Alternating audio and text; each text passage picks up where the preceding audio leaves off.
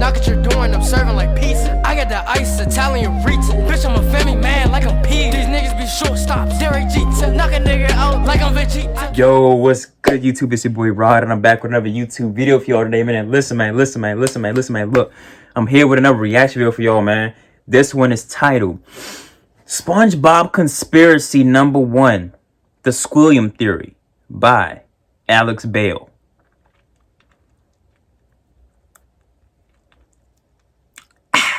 Look, I don't know what he's going to be talking about.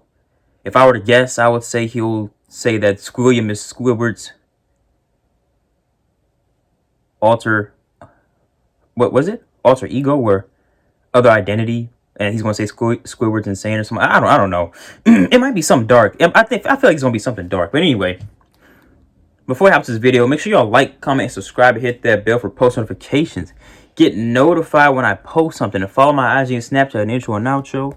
Follow my IG down below in the description. It's there along with this original video, so go show Alex Bale some love. But look, I need more. Y'all already know how I'm rocking. I'm on the road to 10K. Let me get there, please. Please. And hey, man, let's hop to this video. Shall we? Put it in the basket. Let's get it. Squilliam Fancy Son? Squilliam Fancy Son! Squilliam Fancy Son! Squilliam Fancy Son III is Squidward's rival from high school band class. So, I just took my private yacht across my private lake to my private heliport. He's more wealthy, popular, and talented than Squidward, and he always rubs it in his face. That's right! I'm living your dreams, Squidward. Oh, just succeeding in everything you failed in. But I intend to prove that he's a fraud, using his wealth to make himself seem more popular and He's a talented fraud? than he actually is. He goes to ridiculously extreme and expensive lengths to humiliate Squidward and show his superiority, and I'm gonna prove it. SpongeBob is one of my favorite shows from my childhood. Even going back now and rewatching the old ones, it still holds up. You might think, it's just a kid's show, there's no continuity, there's nothing worth theorizing about, but the show constantly brings back characters and references to previous episodes, and if you look closely, you can connect the dots and find some very interesting stories. And today, I'm going to prove that Squilliam Fancy Son III is a manipulative fraud. Evidence number 1, the pet hospital. We first meet Squilliam in Season 2, Episode 15, Band Geeks. The episode opens with Squidward playing the clarinet and getting a knock on the door.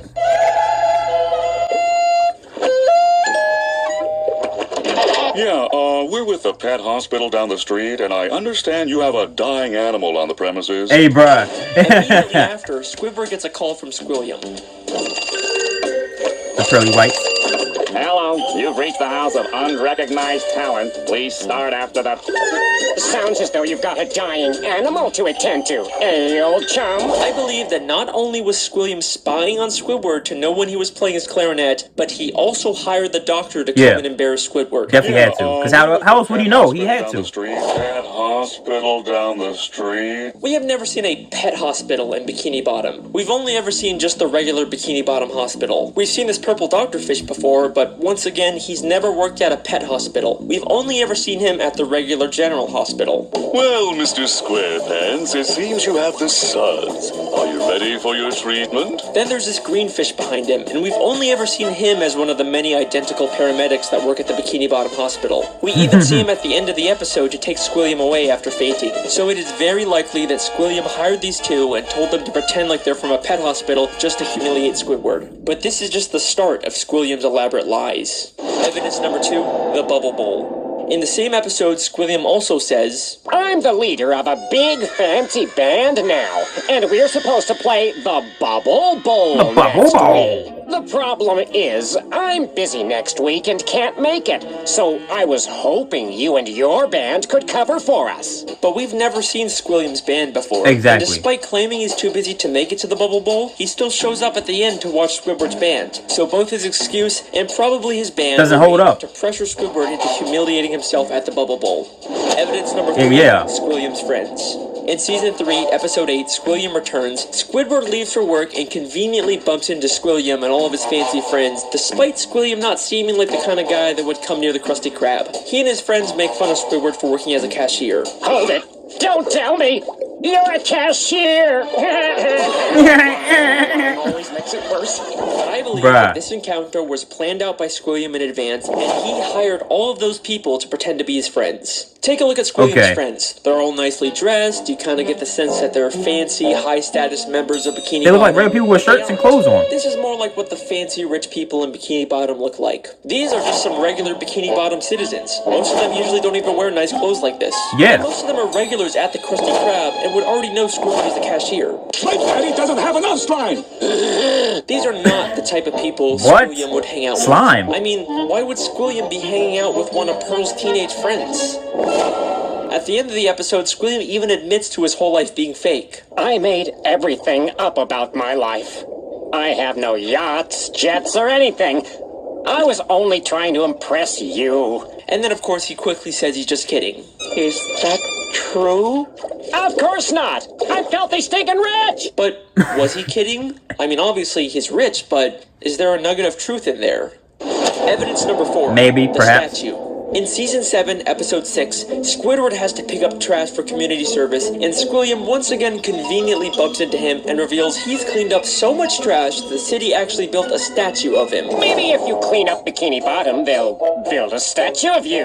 Oh, wait! They've already built one. Of me! I cleaned up all of Bikini Bottom in only 1 week.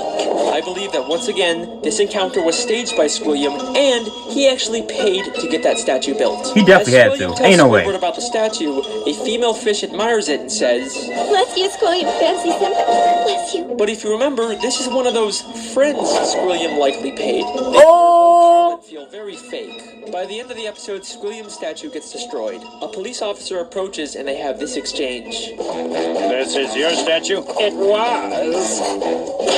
Squilliam admits that it's his statue, not the city's. And why else would the officer give him specifically a ticket if it was city property? Evidence number 5. He the put it in the concert. middle of the- In Season 6, Episode Wow. 17, Squidward Wow. watches Squilliam play the clarinet at a big fancy concert. This is He making receives sense. a standing ovation, causing Squidward to leave angrily. But I believe this entire concert is a scam. Not only has the audience been paid to cheer, but Squilliam never even touches his instrument. Once again, many of the audience members were part of Squilliam's quote-unquote friends, but we also never actually see Squilliam play the clarinet. The episode opens right after he's finished his performance with the audience cheering, and one member of the audience says, He's such a great musician. He doesn't even have to touch an instrument to be brilliant. maybe the real Bro, reason what? That makes no Squidward leaves sense. so That makes no heavily sense. is because the audience cheered for Squilliam even though he never even touched his clarinet. Maybe Squilliam is just as bad as Squidward at the clarinet and he's trying to hide it. Squilliam has gone to some pretty extreme lengths just to humiliate Squidward, but nothing, and I mean nothing, compares to what he does next. What? Evidence number 6. What could be that bad? The music college. In the same episode, after Squidward leaves the concert, he's approached by the headmistress of the Bikini Bottom prestigious music college. Aren't you the esteemed Squilliam Fancyson III, who we all came here to see perform tonight? She mistakes him for Squilliam and offers him a position as a professor. Squidward pretends to be Squilliam and teaches a class, only for the police to burst in and arrest him, all while he's being filmed on live TV.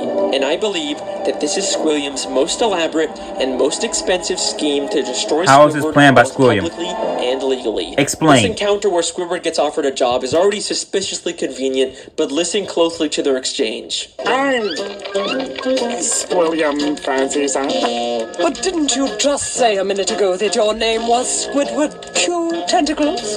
It is. No, I mean, no, I didn't. Well, that's a relief.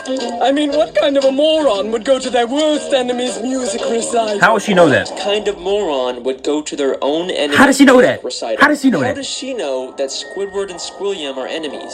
If she knew who Squidward was, then why didn't she recognize him? Why would she mistake him for Squilliam? This feels way too much like she was hired by Squilliam to set a trap for Squidward. And if that's not enough, the headmistress's associate is literally just a guy from the paid audience wearing a disguise. He just threw on some glasses to seem smart. my- Squilliam knew that Squidward couldn't resist the opportunity No to teach a music class, way. even if it meant breaking the law. My very own music class. Then we get to the Bikini Bottom prestigious music college, and right off the bat, there's something very fishy about this place. The building itself is very green, It's like a shack. grimy, and has a very cheap metal look. Nothing about this says not even a prestigious school, except for the big sign on top, which feels like the only new thing about this building.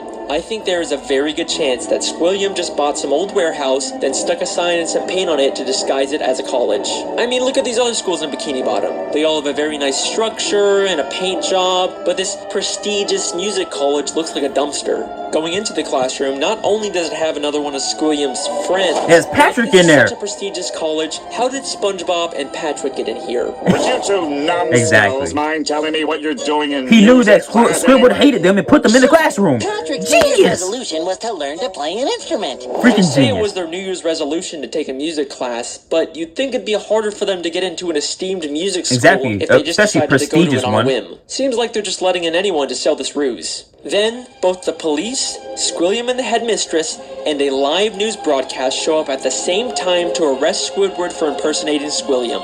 If the extremely coincidental fact that all of these people suddenly showed up at the same time isn't enough for you to believe that Squilliam set it all up, I've got something that's going to blow your mind. Bro, what? Squilliam literally has the police working for him. What? Squidward Jew Tentacles, I'm placing you under arrest for impersonating a genius. If that doesn't sound like he's been paid off, I don't know what does. Impersonating a The lengths genius. that Squilliam goes to humiliate Squidward are insane. He literally builds statues and entire buildings just to make Squidward feel inferior. But why? Why would anyone go so far to embarrass an old high school band classmate? What happened between them? What could have caused this extreme level of dedication? Well, unfortunately, we never really get much information on their past. Yeah. I've spent hours reading Never. through the SpongeBob Wikipedia and looking at old episodes, and there really just isn't any clues that would explain their weird relationship. I guess we can't solve everything, but either way, that's my theory. Thank you so much for listening. I really hope you guys enjoyed. I'll see you next time. I knew it wasn't done. I knew he wasn't done. Wait a second. What? Season 6, Episode 5, Slide Whistle Stooges. Just a normal episode where SpongeBob and Patrick annoy Squidward. Nothing really out of the ordinary. Except I have one question about this episode. What?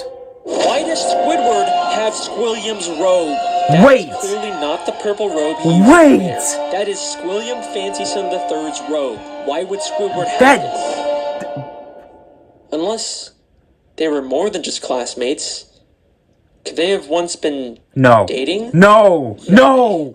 That's no. not possible. There's no, No. evidence to support that. No. No way. No Right? way, bro. No way, bro. Please. Intimidated Squidward. Try to imagine him in his underwear. Oh no, he's hot! No. No. It can't be. No, bro. No way, bro. No.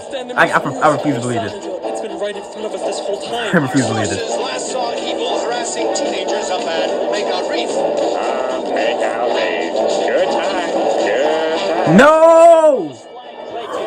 No. No. No. No. No. No.